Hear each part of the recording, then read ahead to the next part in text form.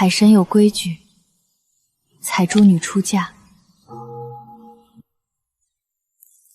夫婿需亲手采一颗粉东珠作聘。可有人为采珠女温鱼珠奉珠求娶？今天可是他等陆朝生的第10年。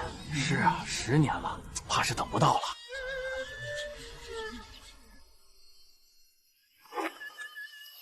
这是要做什么？我不等了。朝生哥，你现在把珠子给了我，明日起珠祭鱼珠节怎么办？先别告诉鱼珠，我欠他的，往后都会还，不差这一回，他会理解的。再说归海珍的女儿没有粉东珠，她能嫁给谁？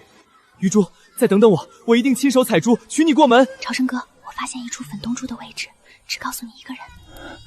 奶奶，阿公就想在离开前看你穿一回嫁衣。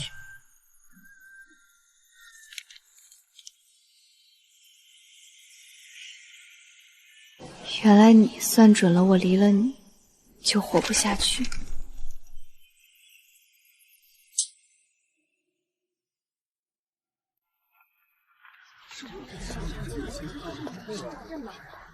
鱼珠，昨夜去哪儿了？我找了你许久。给你最爱吃的糖糕。怎么了，鱼珠？谁惹你生气了？鱼珠姐，祭典天气冷，朝生哥怕我冻着，非要让我穿他的厚衣服，你别介意啊。鱼珠穿红色也好看，等我采到粉珠子，定让你穿上最美的红嫁衣。瞧瞧，海兰身上那料子像是陆家出的吧？难不成这陆郎君看上海兰了？鱼珠这丫头等了陆郎10年，今年都24了吧？真是脑子想点声。他听见了，听见又如何？没性命，晦气！闲话少说，鱼珠跟我有婚约在先。海兰，风大，你去棚子里坐着，我马上来。鱼珠，你等我一会儿，她身子弱，我送她过去就来。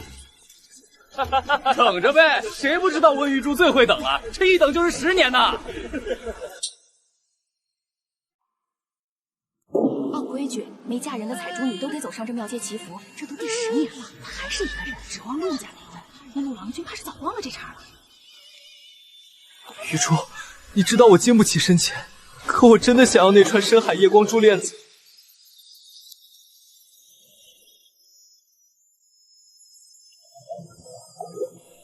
对不起，鱼珠，下次不会了。陆朝生，那是我拿命换来的珠子，你竟然给了他！鱼珠姐，我这身子你是知道的，不要鱼珠，海兰很喜欢这串知道的，你喜欢随时都能去采。海兰她身体单薄受不了，别闹脾气了，等我好些了，去深处给你捞笔晚霞还亮的粉东珠，好不好？今日起珠祭，可有人为温鱼珠献上粉东珠？10年了，我就说吧，她等不来，白白浪费了10年光阴，真是可怜。姑娘，无人应声，你要等下1年吗？不等了。鱼珠愿为海神新娘。鱼珠，你给我下来！你别闹脾气了，这献祭的事是能随便说的吗？这做不得数。我没闹，我愿意成为海神新娘。我不同意，全镇人都知道你是我的新娘，现在你当众要献给海神，你把我陆家的脸面往哪儿放？那你要我怎么说？陆朝生，10年了，今日你会娶我吗？鱼珠，你向来是最懂事的，你再等我1年。1年又1年，陆朝生，我等得太久了。鱼珠，你以前不是这样的，你最是温顺懂事，别再跟我怄气了，好吗？回头祭典完了，我陪你去看看祖父，他老人家最疼你，也最看重我。祖父的病还没好，你可千万别气他。我们的婚事自有长辈主持，你觉得阿公他会向着谁？你竟然拿阿公的病来压我！朝生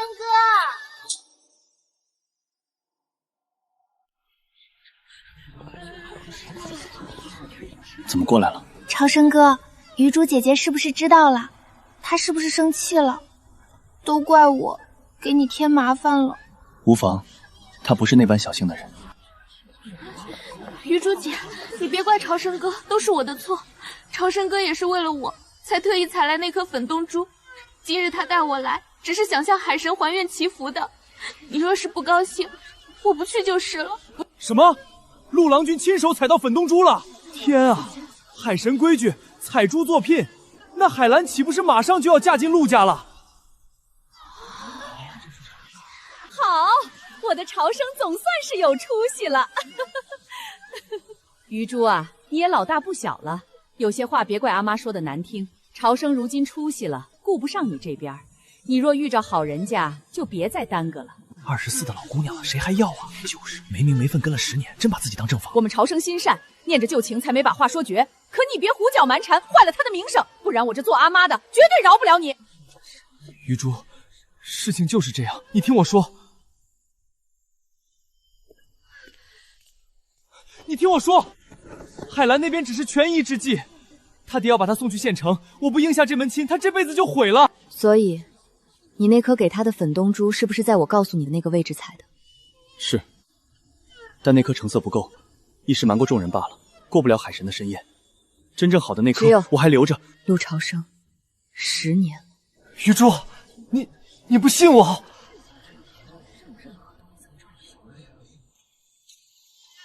余珠，你别走，今晚我去找你，我们把话说清楚。朝生哥，余珠姐是不是不高兴了？都怪我给你添麻烦了。不关你的事，她平时最懂事，晚点我去哄哄就好。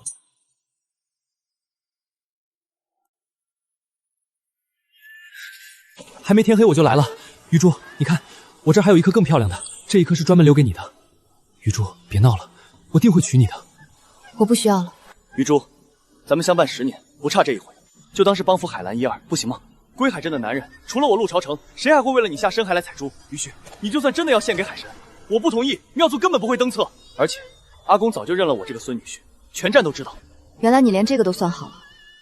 你觉得我没亲人点头送嫁，这婚事就做不得数？是，阿公最疼你，也最看重我。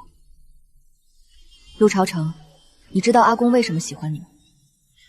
难道不是因为我这些年对他照顾有加？是因为我喜欢你。是我跟阿公说，你每年练前还为我采珠，你送我糖糕，替我修船板，下雨天给我送伞，你值得。现在我不喜欢你了，你在阿公眼里什么都不是。余珠，你一定是在说气话。不是。余珠，海兰那边只是走个过场，婚书上了官期，但不入洞房，至多1年，你再信我最后一次好不好？他爹逼他，我不帮他就毁了，他什么都不会，离了人根本活不下去啊。余珠，你跟他不一样，你坚强勇敢，你会潜海，会变潮，就算没有我，你也能把自己照顾得很好。你再等我1年，就这1年，好不好？1年后呢？我就和离，正式向你求亲，我们成婚，再信我一次，就等我这一次。从12岁到24岁，我不想等。你阿公醒了！余珠，相信我，不会让你等太久的。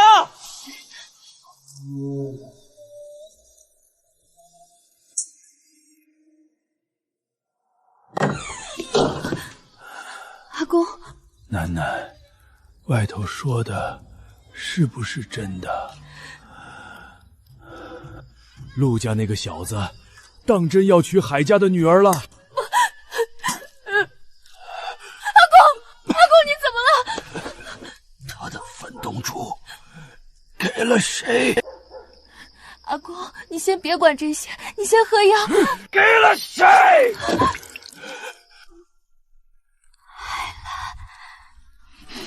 别哭，楠楠，不嫁他是好事儿，咱家不受这个委屈。去，打开它。你娘当年没能穿着它出嫁，我一直想你成婚那天。阿公想看，男儿现在就穿给你看。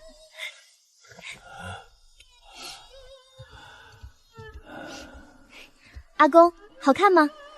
好看，像你娘，真像。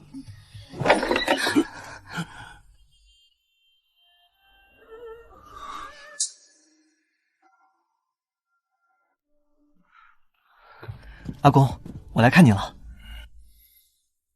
陆小子，你带他来这里做什么？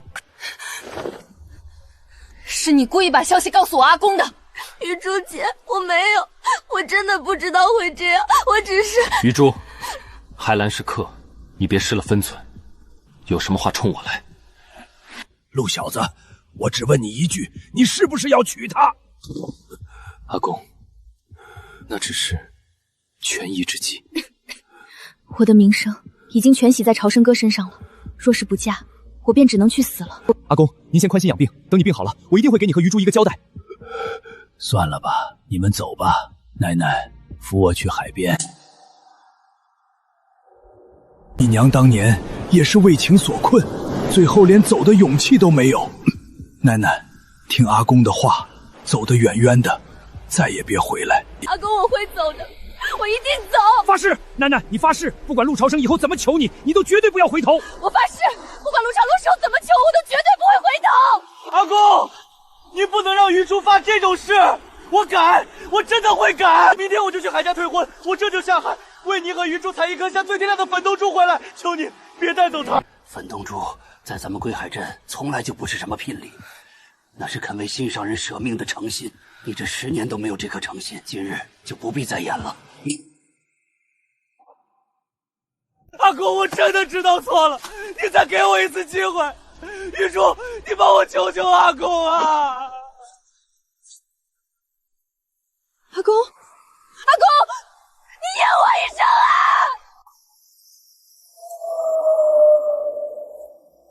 哎，真是同镇不同命。陆家那边娶新媳妇闹得震天响，温家这边唯一的粮庄也塌了。听说陆郎君还在那海滩上跪着不动，可陆家阿妈说了，吉时不能误，正硬往家里抬海兰呢。海神在上，归海镇采珠女温余珠自愿献祭海神，今有阿公送嫁，温余珠愿为海神新娘。孩子入了海神册，便是珠女祭海，生生世世永不上岸。你想好了？余珠绝不回头。妙珠阿婆，我夫妻2人特来酬谢海神庇佑。进来吧。余祖父的牌位，他来这儿做什么？朝生哥，这大喜的日子，供奉灵位是不是有点儿？那孩子在此供奉他的祖父，祈求往后能风平浪静。陆郎君，既然酬谢完了，还是快些回去吧，莫要惊扰了亡灵。阿婆，他们走了吗？孩子，出来吧，他们走了。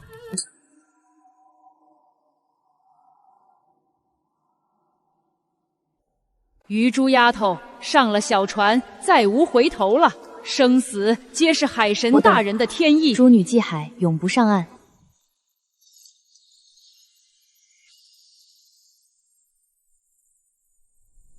温余珠，你给我回来！站住！朝生哥，他要做海神的新娘，那不是会……你闭嘴！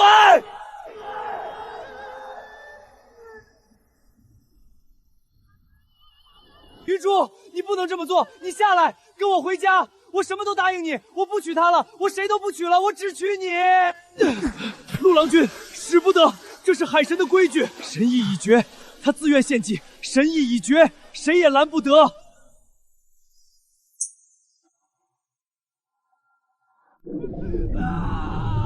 晚了，陆朝生。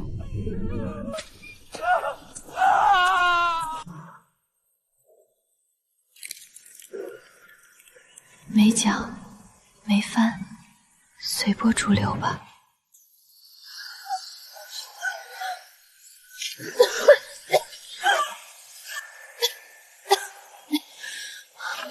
快看，那是什么？一个人！快，把人拉上来，好像是个女人，还活着吗？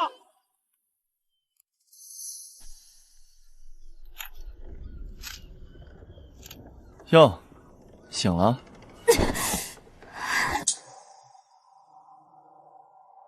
别乱动，你在海上漂了3天3夜，命硬的阎王爷都不敢收。但这肋骨可是裂了2根，折了可就真没救了。多谢郎君相救，请问这船是去往何处的？归海镇。归海镇？怕归海镇？放心，你现在这副样子，哪里也去不了。船还要在外海跑货，不会立刻靠岸。先把命养回来，再想去哪儿？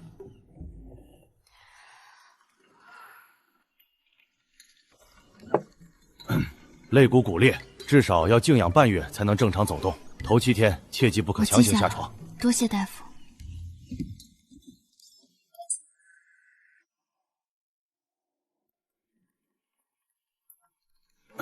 肋骨骨裂，至少要静养半月才能正常走动。头7天切记不可强行下床。多谢大夫。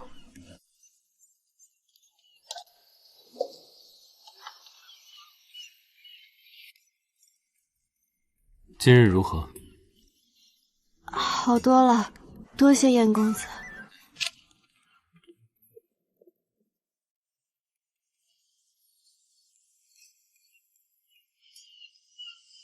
这来历不明的女人，天天听浪看海，干什么？船主救回来的，手问。风大，垫着坐。多谢阿四叔。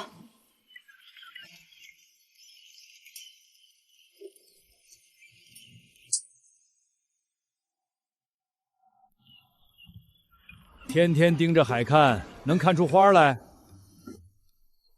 这片海浪头看着往东，可底下暗流往南走，对吗？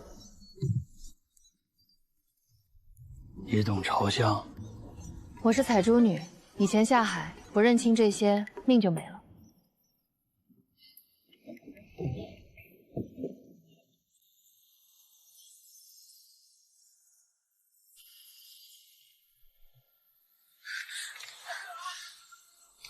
小哥，麻烦你快去转告老舵长，西北方要起回头浪了，这船必须立刻往西南压。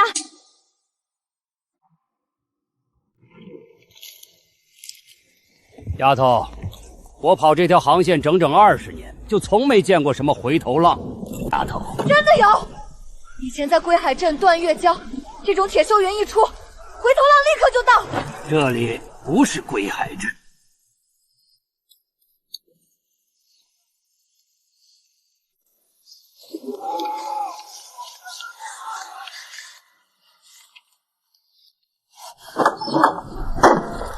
燕公子，西北方向起铁锈云，那是回头浪的前兆，必须让船往西南压。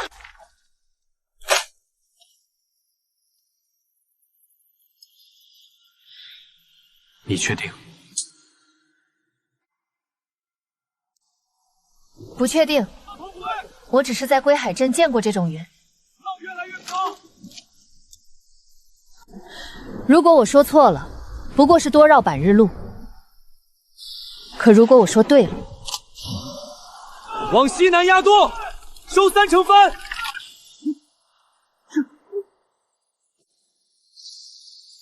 压舵。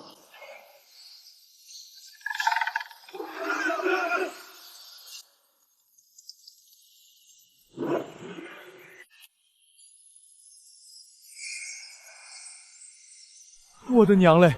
要是刚才没转舵，咱们现在指不定被砸碎在礁石里了。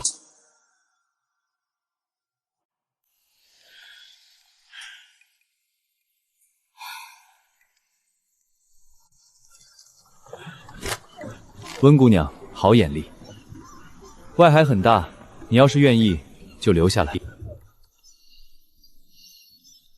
好。你这样搅，遇大风会散。看好了，这叫双套结。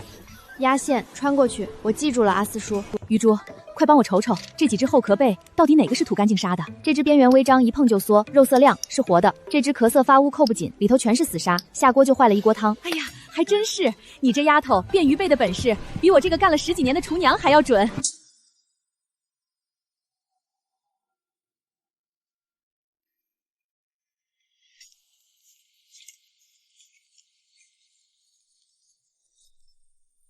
伤好的差不多了。已经全好了。接下来想去哪儿？哪都行，不回归海镇就行。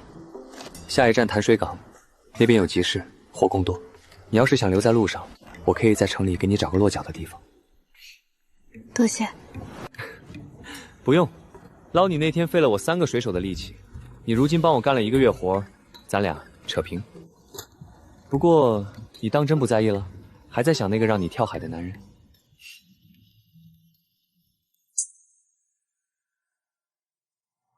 没有，我只是在想，没有我的归海镇，现在会是什么样子？能有什么样子？太阳照样升起，海浪照样拍岸。是啊，祖父已经下葬，陆朝生也娶了新妇，镇上的人大概很快就会把我给忘了，忘干净了，就好像这世上从来没有过一个叫温余珠的采珠女。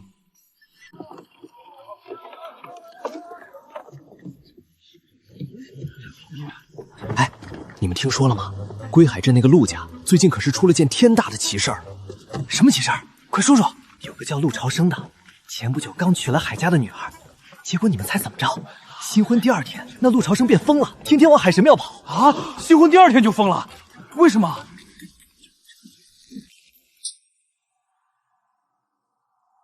谁知道呢？听那边的镇民说，陆朝生以前有个相好，也是个采珠女，傻乎乎等了他10年，结果他转头娶了别人，那姑娘想不开，直接献祭给海神了。那这陆朝生疯了，跟这采珠女有什么干系？大家都说是那采珠女走后恨透了他，把他的魂给勾走了。他现在整天疯疯癫癫的，天天去断月礁潜水，又不采珠，鬼知道他在找什么。不采珠，那他下水捞啥？有渔民看见他从水里爬上来，手里就攥着一截磨烂的旧绳子，要不就是一片碎贝壳，都是些不值钱的垃圾，他却像捡到宝一样收起来。就没人问问他在找什么？问了，有人问他天天折腾什么，他低着头说，等他回来骂我一顿也好。这陆朝生倒像是个痴情种。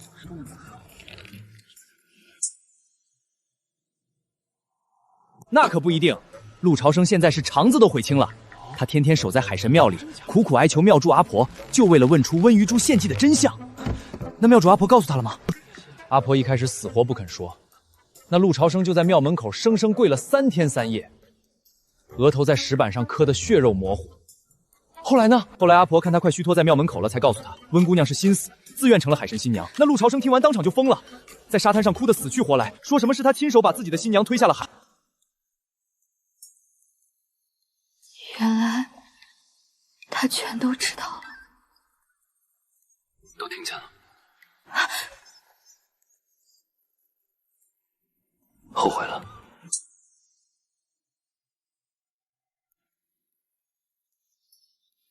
那是什么？心疼他？你恨他吗？不恨。那你想过回去吗？现在回那归海镇还来得及。没想过，我只是觉得我掏心掏肺的那10年像一个天大的笑话。温姑娘，我这艘船下一站要去北方的港口，大概3个月后才会再回南方。我跟你走。燕公子，求你带我离开这里，去哪里都好，只要不是归海镇。好。丫头，起北风了，往后走可就没南方的湿热劲儿了。北风好，风越刮，人越清醒。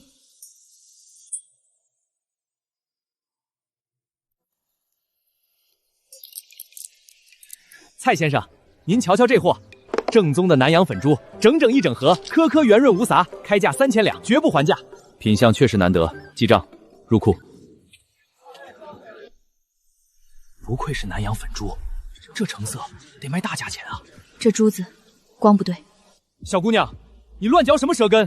这可是货真价实的南洋粉珠。珍珠的光是从里往外透出来的，像里头点着一盏小灯。可你这盒珠光只浮在调皮，像盖了一层薄霜，往里一看，发沉发死。温姑娘，此话当真？蔡先生，这盒我能看一眼吗？哎，你们听来好收不收？不收我拿走，别让一个不知名堂的丫头在这捣乱。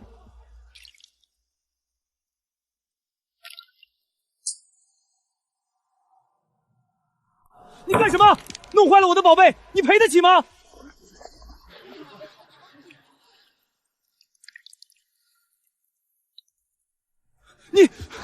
你往水里放了什么脏东西陷害我？什么都没放，不过是一碗温盐水。白珠染粉，进温盐水就会掉色。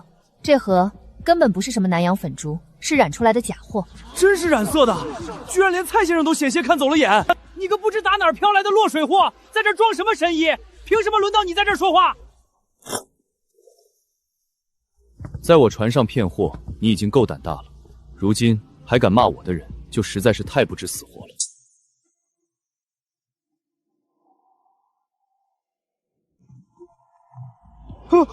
我认衰，我走还不行吗？怎么看出来的？珠光从里往外是真，浮在皮上是假。只要用温盐水一试，假皮自然待不住。蔡先生，往后咱们收珠，让温姑娘先过一遍眼。温娘子，往后有劳了。温娘子，珠行有规矩，南阳县走的是粉珠、夜光珠，收价压在市价90%以内才有利头。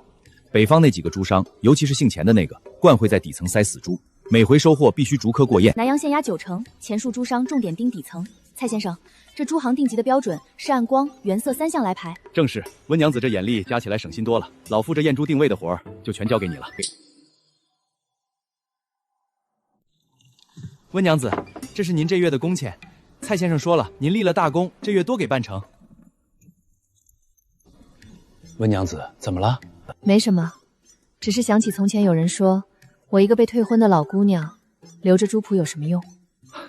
此人真是有眼无珠，原来是有用的。哎，你们没听说吗？归海镇那个陆朝生现在可惨了，又出什么事儿？他把新婚妻子送回娘家之后，自己就搬到断月礁边上，搭了个破草棚住下来，天天泡在海里，学着采珠女的样子憋气下潜。他那副身子骨经得住吗？哪里经得住？身上新伤盖旧伤，有次被礁石豁开了腿，差点没命，还是镇上的渔民把他从水里拖上来的。镇上都传遍了，说他被那个献祭的采珠女迷了心跳。看来他对你倒是用情至深啊。燕公子觉得什么是用情至深？是10年如一日的等待，还是颇然醒悟之后的疯魔？温姑娘，你这问题把我问住了。我只是觉得他不是在等我，也不是在赎罪，他只是在等一个机会，一个能让他自己心安理得的机会。他想让所有人都知道他有多爱我，有多后悔。可他爱的从来都只是他自己。温姑娘，你比我想的要通透得多。外海很大，风很闲，也很自由。你若是喜欢，就在我这船上一直待下去，也没什么不好。温娘子，下一批珠货要去归海镇交接，你来看看单子。归海镇今年出了珠灾，采上来的东珠多半珠光发灰，里边有裂纹。陆家和海家压了大批货，急着出手，托人找到了听兰号。这批货要我去验？是，我也可以换人去，你说一声。楠楠，走得远远的。我走了，也走得够远了。如今再回去，已经不是当年那个在码头边等人的采珠女。不用换人，我去。我让阿四跟着你。不用。听兰号有规矩，首席验珠师出行要有人跟，这不是为你，是规矩。好，阿公，您当年说这本珠谱是咱们温家的命，如今我把它带出了断月礁，带到了外海最大的珠行。您若在天有灵，也会为我高兴。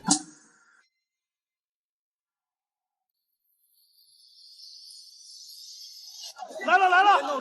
听兰号的大船靠岸了。若是听兰号不肯伺候，咱们全家这个冬日都得喝西北风。我可听说了，听兰号这次带了个首席验珠师，眼力毒辣得很，一眼就能断珠子的好坏。一会儿都给我把招子放亮些。哎，怎么不见陆郎君？这么大的买卖，他怎么没来？嗨，陆朝生哪有心思想这个？听说正在断月礁破草棚里泡着。别提那个不争气的逆子，眼下把这批货换成真金白银才是正事。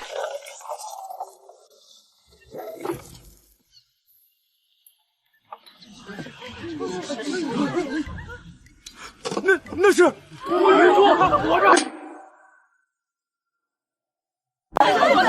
温余珠，怎么可能是他？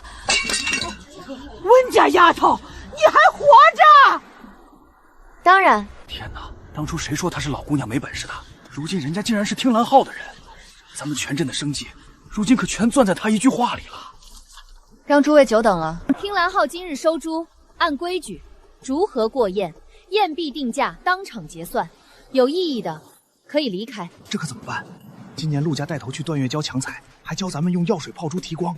起初看着是鲜亮，谁能想到没过半月就全发灰发暗了。这回要是听兰号不收，全家老小这个冬日都不好过了。余珠啊，从前的事情那都是误会，你如今出息了，大人有大量，这陆家的珠子你可得多照看些，给个好价钱。后面的先过来，安排对的来。你家猪场小，没跟着去断月礁乱采吧？没敢去，俺娘说了，做人得本分，药水更是一滴没沾。蔡先生，这盒虽不算顶好，但颗颗是活气的正珠，按90市价。程慧，白银30两。多谢温娘子，多谢蔡先生，俺家有救了。这批珍珠火候不够，不能收，拿回去再养一季，下季听狼号再来收。省得了，多谢温娘子指点。温余珠，你别在这故意晾着我们陆家。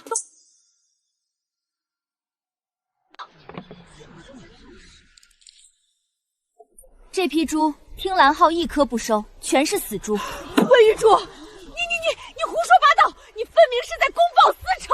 陆夫人若是不信，大可以当着全镇父老的面当场切开验珠。若是珍珠，切开后层层有光；若是药水泡的死珠，里头早已烂成粉渣。你敢切吗？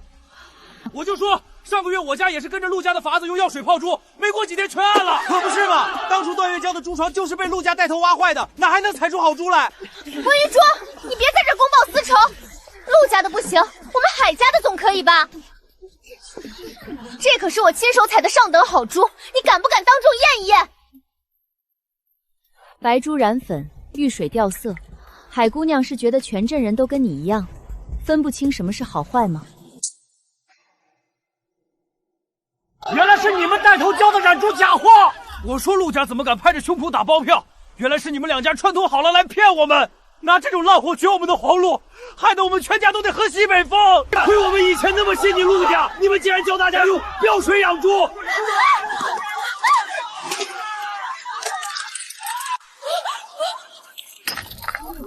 的珠子，我的银子！诸位可知，今年归海镇为何会出珠灾？根本不是什么海神降罪，而是段月娇的玉珠床被人乱采强采，生生毁了。海流因此改道，珠蚌无法存活，自然出不了好珠。最先带人去段月娇乱挖的就是陆家。这是温家祖传的修复玉珠床法子，上面还标了3处流速平缓，极适合养猪的新珠脉。照着最多半年，归海镇的生计就能缓过来。余珠丫头以前是婶子嘴杂，说了不少混账话，你千万别往心里去。这法子你真愿意白白给我们用？法子本就是温家祖上传下来的，是归海镇的东西。但我有言在先，往后采珠必须守温家的规矩。若是谁再敢喝责而渔，听浪号，不仅一粒珠不收，还会将他永远出归海镇的珠路。收，我们肯定收。听温娘子的，谁不守规矩，我第一个站出来。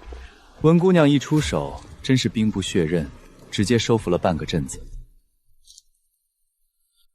阿公，奶奶来看您了。您瞧，我身上的伤已经全养好了，人也长了些肉，不再是以前那副样子了。就我的燕公子，他的船可大了，船上的水手们虽然看着凶，但都极照顾我。阿四叔教我绞绳结，秦嫂夸我便鱼背准。阿公，外面的海真的比归海镇的要蓝得多。余珠，余珠，真的是你回来了。给祖父上坟，明天就走。真的是你，你没有死，我就知道海神不会那么残忍，他把你还给我了。这位郎君，你吓到我的客人了。你是谁？放开他！我是谁不重要，重要的是温姑娘现在是我的客人。你的客人？她不是你的客人，她是我陆朝生的新娘，是我的妻子。你这个外乡人，你凭什么碰她？陆郎君怕是记错了，你的妻子3个月前就已经继了孩子。现在站在我身边的是听狼号的首席验珠师温娘子，你再往前一步，别怪我不客气。陆朝生，你回去吧。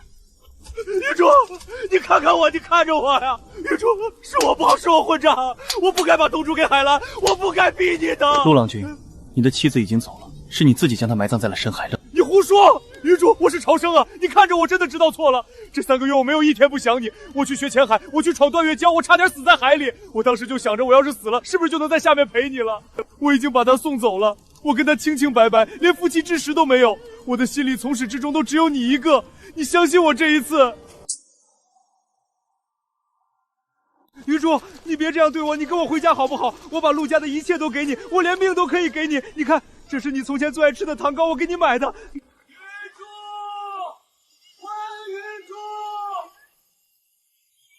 真是活见鬼了！温余珠如今居然成了验珠师，何止活了？瞧人家身边带的男人，那可是听兰号的少东家。陆朝生如今算个什么？真是赔了夫人又折兵。温余珠，你装死设计朝生哥！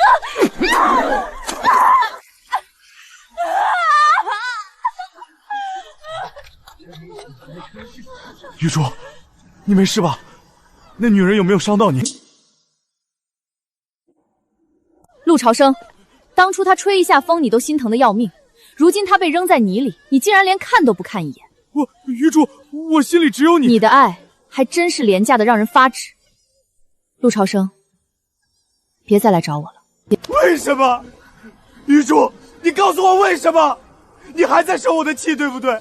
你要我怎么做你才肯原谅我？你要我的赎罪吗？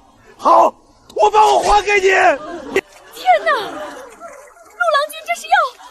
疯了，真是疯魔了！这是要拿命逼着温娘子回头啊！早知今日，何必当初呢？陆郎君，苦肉计演一次是情深，演得多了，可就叫撒泼了。玉珠，求求你，我已经跟海兰退婚了，我发誓，我愿意入赘你们温家，一辈子守着你，我以后再也不会让你受一丁点委屈了。玉珠，你瞧，这是我亲手下深海为你采的粉冬珠，为了它，我差点死在断月礁里。你跟我回家，我们马上成亲，好不好？他以为这一颗迟到了10年的珠子就能抹平他的背叛，能换回我祖父，能弥补我当初献祭大海时的绝望。陆郎君，这颗珠子确实很漂亮。你喜欢玉珠，你喜欢就好，为你拼了命采回来。但是我已经不需要了。当初我求一颗粉出的石头，而是东珠明月照同心。如今这一切对我而言都已经不重要了。不重要了，不重要了，怎么会不重要了呢？我明明采到了。陆朝生，其实我该谢谢你，谢谢你让我看清了很多事，也看清了我自己。若不是这10年，若不是你这最后的背叛，我或许永远都只会在归海镇这方小小的天地里，做一个死死等着男人垂怜的采珠女。外不出去就永远原来那么直大，不为任何人活着，只为自己活着的日子，原来这么自由。别走，玉珠，别走，求求你，求你别不要我，我真的知道错了，玉珠。陆朝生，人要朝前看，我也要朝前走了。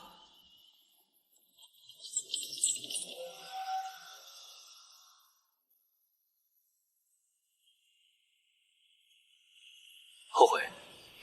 不后悔。那吃饭。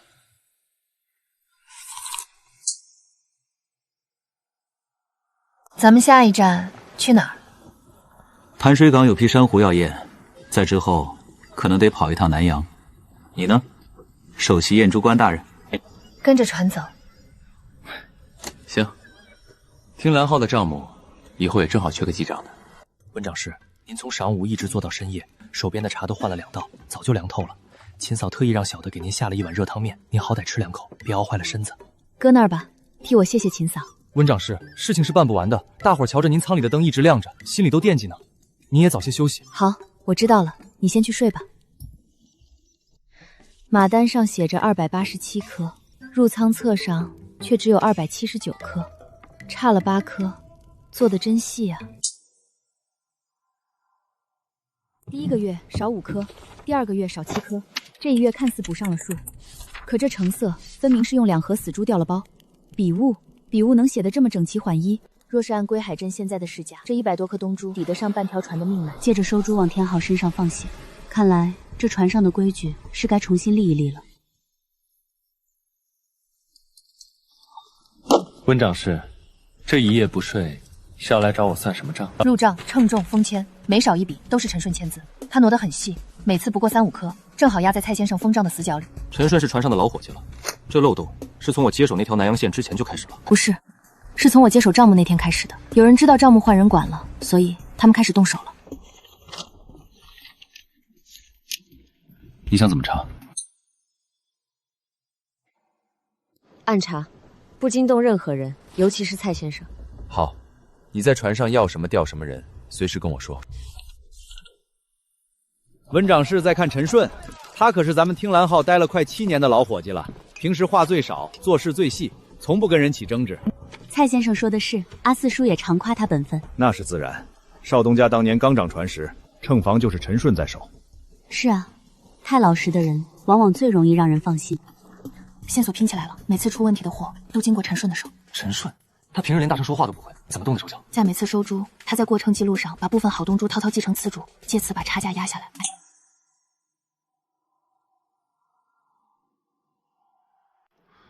然后再把科口下的好珠悄悄转走。正是，他转走的数目极少，每次都卡在刚好不会触发跟停，流出去的货已经大到能买下半个归海镇的猪场了。文长师，咱们这7天把镇上大大小小的散户猪账都过了一遍，可陈顺扣下的那些珠子就跟落进海里一样，连个响动都没有。陈顺平日里闷葫芦一个，真能有这么大的消灾门路？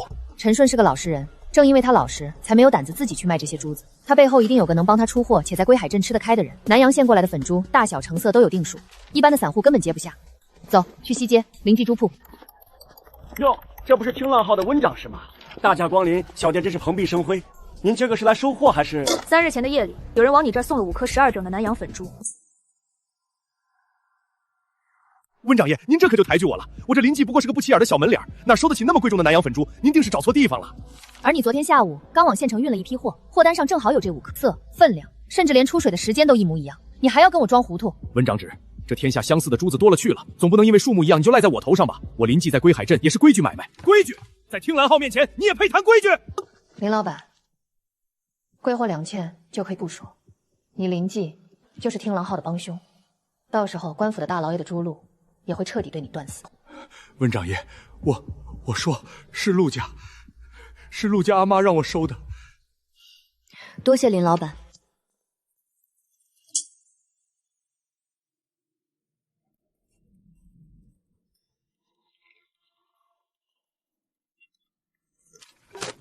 陆家，真是如此。陆朝生知道吗？他不知道。陆朝生这个人心里根本装不住事，他要是知道半分，那双眼睛早就藏不住了。也是，不过陆家阿妈是怎么攀上陈顺的？陈顺可不是个好搭线的人。因为陆朝生跟着听兰号了那么久，他嘴上没把门，货路转仓规矩，还有哪些伙计好说话？原来在这儿等着呢。陆家阿妈摸清了听兰号的底细，便找上了负责过秤、家境艰难的陈顺。他用大笔的涮羊和鹿珠子蜜做饵，又抬顺中上低价卖给他，他转手再高价卖给林记，从中吃下翻倍的差价。他不是真的想对付我，他只是改不掉贪婪的本事，想从听兰号身上挖下一块肉，顺便等着我在账目上出漏子，让我在归海镇与朱路上站不稳。温长师，你打算怎么收尾？证据还差最后一环，我需要把临记珠铺的货单和陆家阿妈的收货记录对上，只有两边盖印对齐当众摆出来，他才没有翻身。你需要我做什么？稳住陈顺。蔡先生这几天查账查得紧，陈顺心里肯定打鼓，你得出面让他觉得账目已经核清，没有任何问题。懂了，让他以为自取祥鹿的天一挖报信，这差事交给我。陈顺啊，蔡先生说你这3个月的过秤单记得最清秀，我刚才看了一遍，数都对上了，没问题。多谢少东家体恤，这都是小的分内之事。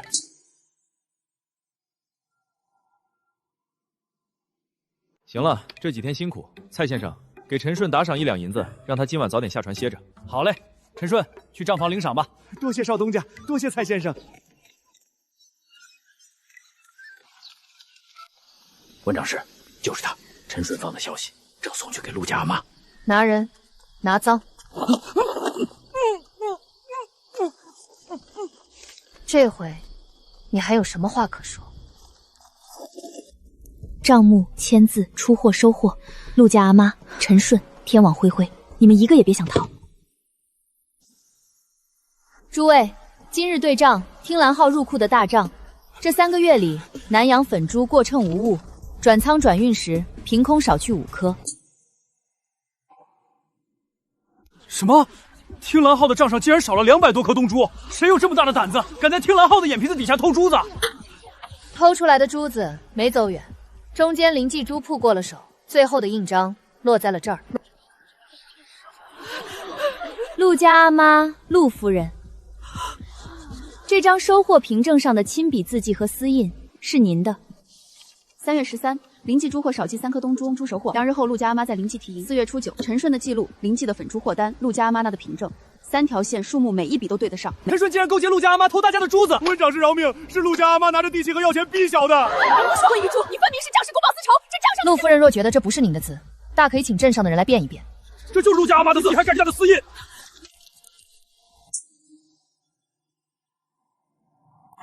陆郎君，你娘勾结陈顺偷听兰号东珠，如今被温长师当众拿货了。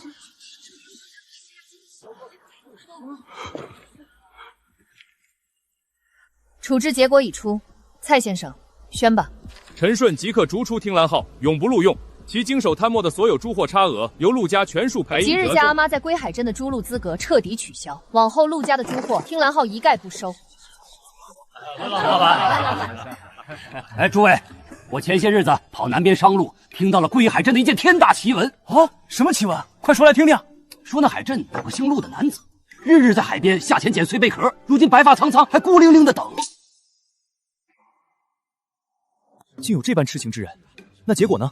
真让他等到了？哪能等到啊？听镇上人说，那陆郎君自个儿把自己折磨成了废人，一辈子活在悔恨里，可悲可叹呐。早知今日何必当初？活人的深情不知道珍惜，人没了带装起痴情种来了。可不是嘛，活着的尊严不给，死后对着大海装什么深情？不过是自我感动罢了。